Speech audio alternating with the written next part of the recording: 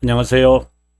이것이 신앙 고백이다 시리즈 일곱 구원 중 세 번째 책 하이델베르크 교리 문답서 제5주일의 제12문의 세 번째 시간입니다. 제5주일의 주제가 정의와 중보자에 관한 이야기입니다. 그리고 오늘 우리가 12문의 본문의 내용은 134페이지에 있고요. 세 번째 오늘 우리가 공부해야 될 내용은 139페이지에 있습니다. 여러분, 우리가 이 정의, 중보자, 서로 연관관계를 꼭 기억하면서 가셔야 합니다. 정의에 대한 이야기 를 하면은 항상 제1원인의 자비함을 기억하셔야 하고, 그리고 정의, 상대적으로 정의가 있어야 한다라는 겁니다. 정의는 누구에게 내려지는 거죠? 네, 유기된 자에게입니다. 그러면 자비함은요? 예, 바로 선택된 자들입니다. 자, 이것을 우리가 기억을 하고, 그러면 선택된 자들에게 자비함을 베풀기 위해 중보자가 자신이 정의의 대상이 되셨다. 이렇게 우리가 정리가 되어지면 좋겠죠. 자, 좀 더 자세한 것은 본문을 통해서 우리가 보기로 하고요. 자, 그러면 본문으로 들어가도록 하겠습니다. 예, 저는 134페이지로 왔습니다. 예. 본문에 한번 내용을 읽어보도록 하겠습니다. 하나님의 공의로운 심판으로 인해 우리가 일시적이거나 영원한 심판을 받을 수밖에 없다면 그 처벌, 피하거나, 피한다, 에스케이프란 말이죠. 도망치거나, 그리고 하나님의 호의를 다시라는 게 본래 받았던 것인데, 본래 있었던 건데, 이제 again, 이제 다시 receive into favor 되잖아요. 그러니까 우리가 타락한 가운데 있다는 것을 지금 전제하고 있음을 알 수 있습니다. 하나님은 자기의 정의를 만족되게 할 것이므로 아주 중요하다고 했습니다. 이는 사역 동사입니다. 자신의 정의가 자신이 하시는 겁니다. 우리는 스스로든 다른 자에 의해서든지 이것을 충분히 만족시켜야 한다라고 되어 있습니다. 자, 그러면 저와 함께 139페이지로 가겠습니다. 예, 아마 이번 시간에 할 것이라고 예상을 하고 여러분에게 지난주 이 부분에서 오늘 하겠다 이렇게 약속을 드렸습니다. 그러면 읽어보도록 하겠습니다. 타락한 인류는 하나님의 공의로운 심판 하에서 정의로운 심판에 따른 처벌을 받을 수밖에 없고 피할 길을 모색할 수밖에 없다. 자, 공의로운 심판, 정의로운 심판, 이것에 대해서 좀 정리를 하고 가야만 합니다. 공의로운 심판은 예수 그리스도께서 우리를 위하여 이제 심판을 받으신 거죠. 이는 우리를 위한 겁니다. 우리라는 것이 그 선택된 자를 말하는 것이고, 그러면 정의로운 심판은 유기된 자를 위한 겁니다. 그런데 우리가 왜 심판을 받아요? 예. 하나님은 우리들에게 자비함을 베풀기로 영원에서 약속하셨어요. 바로 그것이 벨기카 16항에 있는 내용이었죠. 그러나 인간은 타락하게 되어졌죠. 인간이 그 타락 가운데 우리 선택된 자들도 정체성을 모르고 유기된 자처럼 살아갑니다. 결국은 정의의 대상이 된 거죠. 정의로운 심판을 받게 되어진 거예요. 하지만 예수 그리스도께서 정의로운 심판을 우리를 위해서 대신 지금 공의로운 심판을 이야기하고 있는데 조금만 더 기다려야 됩니다. 정의의 대상이 되셔서 정의로운 심판을 받으셨어요. 예. 그러면 우리에게는 정의의 심판이 없어진 것이죠. 바로 이 과정 전체를 공의로운 심판이라고 한다라고 말했습니다. 그 다음에 또 하나는 공의로운 심판이라고 할 때는 참 같은 내용인데 이제 좀 다른 측면이 있습니다. 하나님의 진노가 임했다, 심판이 임했다라고 말할 때 예수 그리스도는 심판이라고 그러셨고, 이제 요한복음 3장 16절에서 21절에 요한복음 3장 16절에 그 아주 복음의 성경의 요약의 말씀이 있는 그 내용. 그런데 그 이어서 31절부터 37절까지 세례 요한은 진노라고 표현을 합니다. 진노와 이제 서로 바꿔졌습니다. 표현을 합니다. 그럼 그들은 믿지 아니하는 것이 하나님의 진노가 임했다라고 하는 거예요. 이제 그런 의미에서 공의로운 심판도 있을 수 있는 거예요. 그래서 선택된 자를 위하여 그들은 믿지 못해. 선택된 자에게 믿게 하고 그들은 믿지 않는 거죠. 이거는 영혼에서 있는 이야기입니다. 그런 측면에서 공의로운 심판이다라는 두 번째 뜻이 있다라는 겁니다. 자, 인간 누구라도 하나님의 정의에 대한 처벌을 받아 그분께 만족을 절대 들을 수 없다. 이것은 그냥 우리가 자신을 비하시켜서 하는 말이 아니라 일시적인 죽음을 감당하겠죠. 처벌은. 그러나 영원한 처벌, 죽음을 어떻게 감당할 수 있어요? 정의가 만족되지 않았는데 하나님의 호의가 선택된 자에게 베풀어지는 것은 부당하고 공의롭지 못하다. 이게 공의로운 심판에 대한 이야기입니다. 이런 처사는 공의로운 재판장이신 하나님께 있을 수 없는 일이다. 그분의 자비함, 호의가 그들에게 베풀어지지 않으면 구원은 불가능하다. 시간에 제한돼 사는 인간이 영원한 죽음이나 영적 처벌을 어떻게 만족시킬 수 있을까?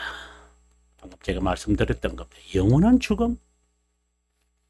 영적 처벌? 불행하게도 우리나 어떤 피조물이라도 하나님의 정의를 만족시킬 수 없는 것은 자명한 일입니다. 인간이 어떻게 다른 죄인의 죄를 갚을 수 있을까?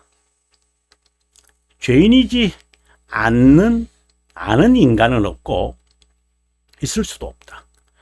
일반 출생법으로 원죄가 모든 인류에게 유전되는데 이건 예외가 없습니다. 이 법칙에서 인간은 벗어날 수 없다. 인간은 전적으로 불가능하다. 죄인이 아니면 가능하겠죠. 근데 죄인이 아닐 수가 없죠. 일반 출생법에서 태어난 인간이 아닐 수 없으니까 조금이라도 불가능하다. 또한 이것은 충분한 만족이어야 하고 가장 완전한 만족이어야 한다. 만족이란 말에 조금이라도 부사가 들어갈 틈도 없다. 그렇다면 자연스럽게 인류 중에 속하지 않는 죄 없는 인간이 요청된다. 우리가 이제 이분을 대해서는 알지요. 바로 중보자 이렇게 되겠죠.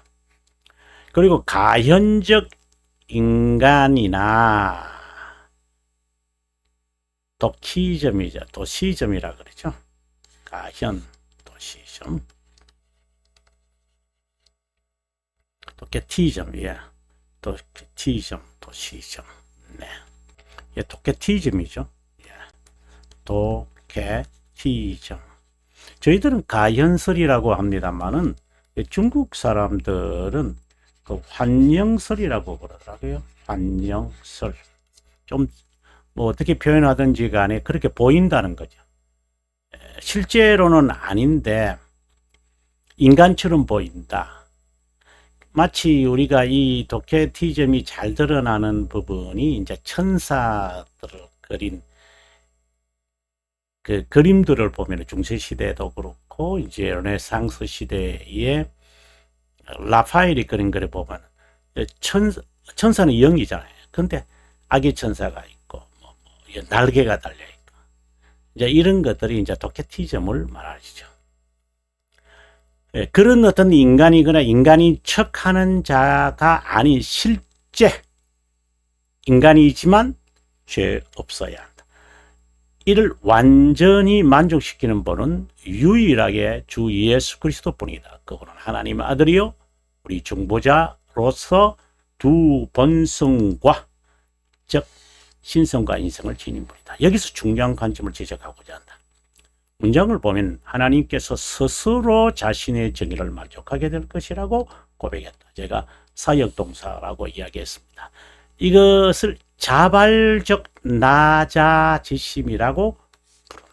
시간에 드러나는 언약이라고 말한다. 그래서 우리가 어떤 사람들은 뭐 능동적이다, 뭐 능동적, 수동적, 뭐 이런 뭐 순종이다, 이렇게 아니 어떤 사람이라기보다는 1685년에 있는 그 사보이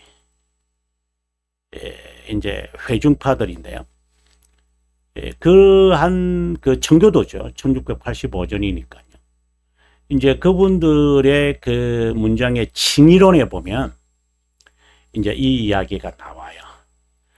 그래서 우리가 여기서 좀 조심해야 되는 게 능동적으로 순종을 하셨다, 수동적으로 순종하셨다 라고 하는 이 말은 자발적으로 낮아지셨다. 그래서 아버지께서 아버지께서 보내셨다. 이는 그러한 그 순종이라는 의미가 있고, 또 하나는 나는 내 목숨을 내가 놓는다. 예수님이 그와 유사한 말씀을 하셨는데, 그런 의미에서 자발적, 즉 능동적이다. 이렇게 해석이 되어지면 좋은데, 우리 신앙 고백 속에 자연스럽게 나와 있는데, 순종과 그리고 자의로 있는데 굳이 이런 용어들을 바꾸었던 그 이제 나중에 이제 그 사보이 선언에 이렇게 밝혀지는 내용을 보면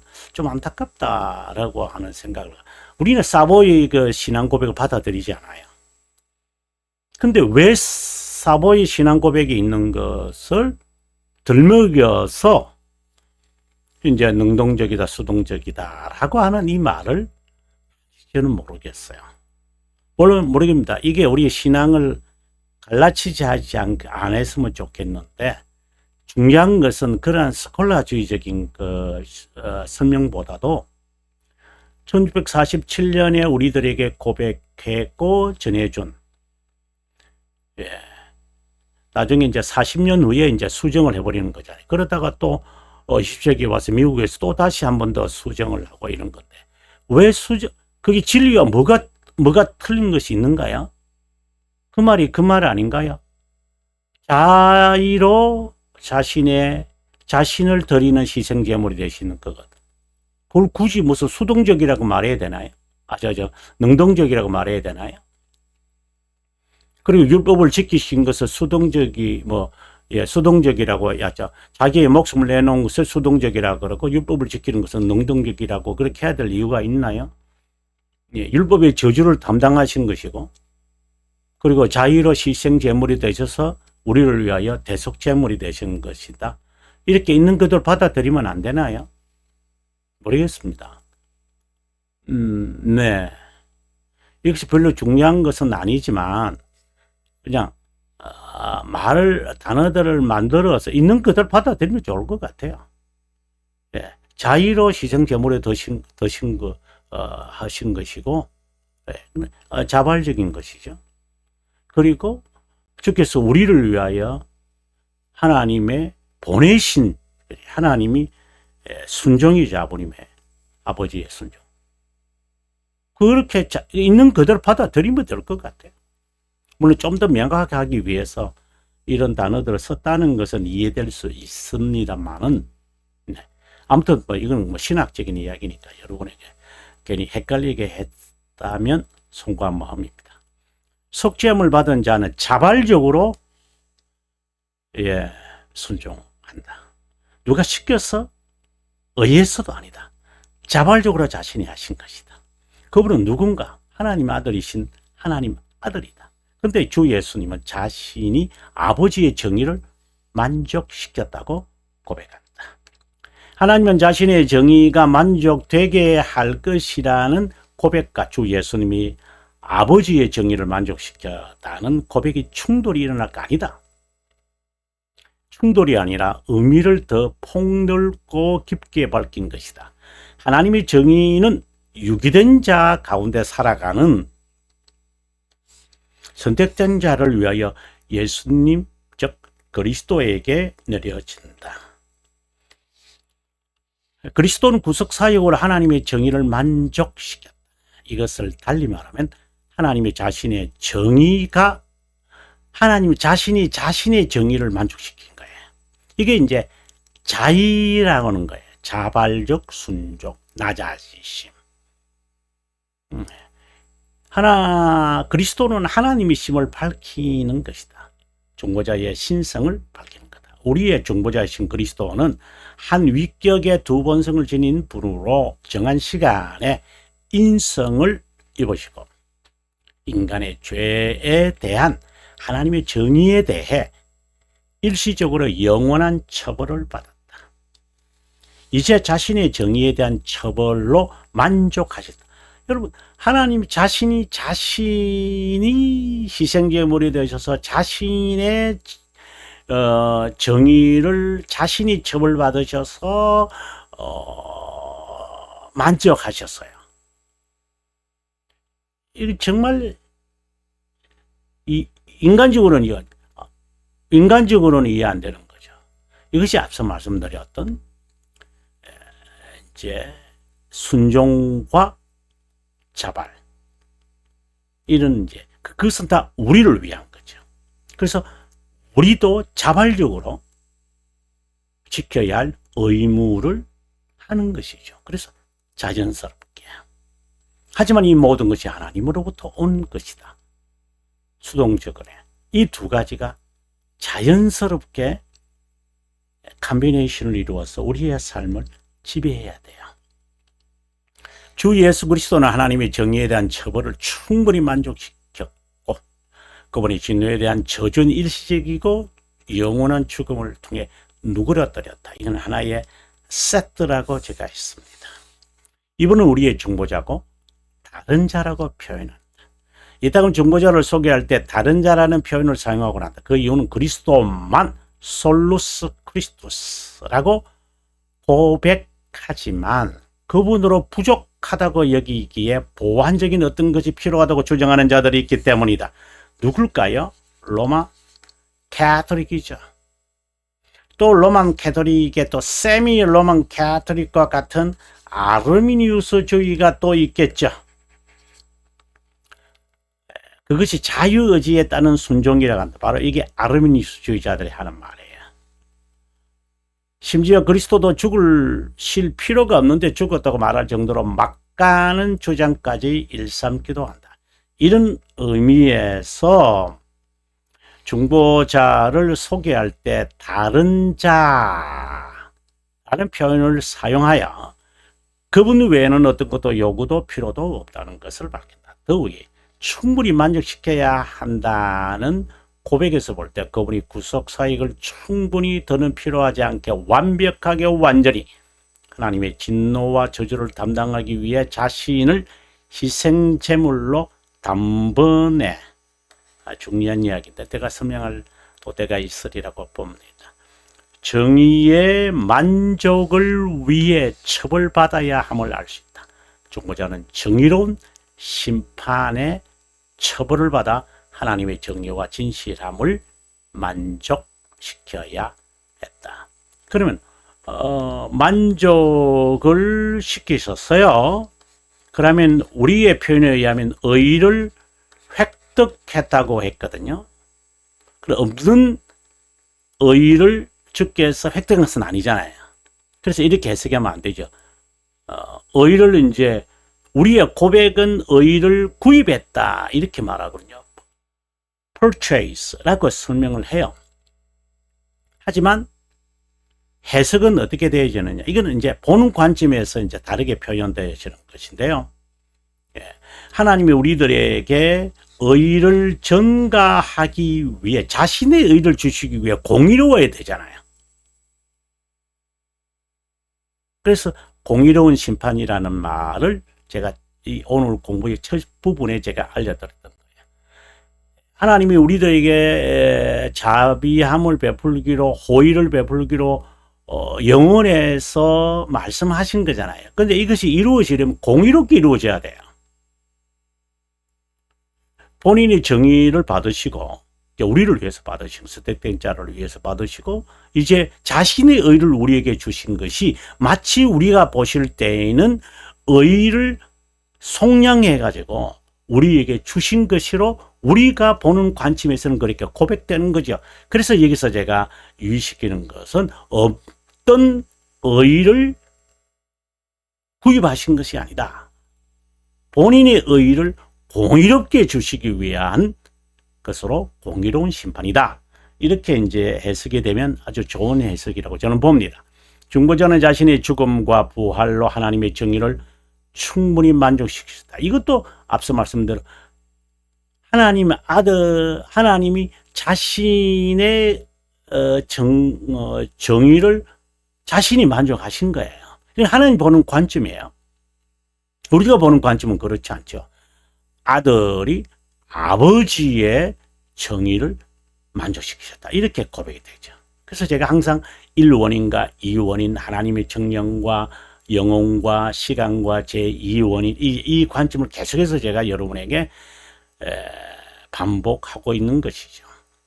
그리스도께서 행하신 만족과 순종으로 하나님에게서 공의를 획득하여 선택된 자에게 그 의를 전가했다. 아니, 의만 아니라 그리스도의 완전한 만족과 거룩까지도 이번에 아주 중요하죠. 이것을 간단히 말하면 전가된 의를 어렵다고 여긴다고 말한다. 신학상 칭의를 얻었다는 것이요. 이 칭의는 꼭 그리스도의 순종의 전가를 의미한다. 이 칼빈 선생이 우리에게 이신치기를 말하면서 하는 내용입니다. 결국 그리스도는 선택된 자에게 하나님의 자비함을 명시하기 위해 방금 제가 했던 말을 이제 문자로 여기 있습니다. 자신이 진노에 대한 저주의 대상이 되어 공의를 전가한 것이다. 하나님의 정의로운 심판에서 누구도 제외될 수 없지만 선택된 자는 그리스도의 완전한 만족으로 인해 그 심판에서 면제됐다. 이것은 정의에서 치러야 하는 처벌을 담당한 중보자 그리스도로 말미암아 정의를 만족시켜 정의로운 심판을 면하게 했다는 것이다. 이 모든 과정이 이거죠. 선택된 자의 구원은 단순히 선택됐으니 구속받는 것이 당연한 것이 아니냐는 성급한 판단을 경계해야 한다.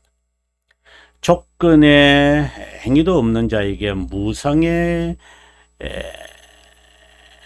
은혜, 자비함은 그리스도가 받은 끔찍한 처벌, terrible,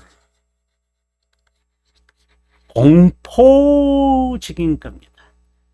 이 아주 horrible이라고 해도 저는 관계없다고 봅니다. horrible. 있었기에 비로소 가능한 것이 아니라 그것이 있었기에 공의로웠고 하나님의 정의를 피할 수 있게 되었다고 말해야 한다. 이것은 마귀도 핑계대지 못할 정도로 공의로운 심판이다.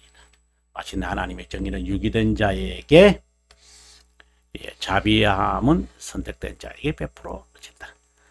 제13문은 하나님의 정의를 만족시킬 수 없는 우리 형편에 관하여 제14문은 다른 자, 중보자에 관해서 각각 고백한다. 이와는 달리 그리스도 외에 다른 중보자, 다른 보혜사를 절대로 찾아서는 안 된다. 우리 다음 시간에 우리가 13문 공부하기로 약속을 드리겠습니다. 여러분, 남은 시간 평안하시고요. 저는 다음 시간에 인사드리겠습니다.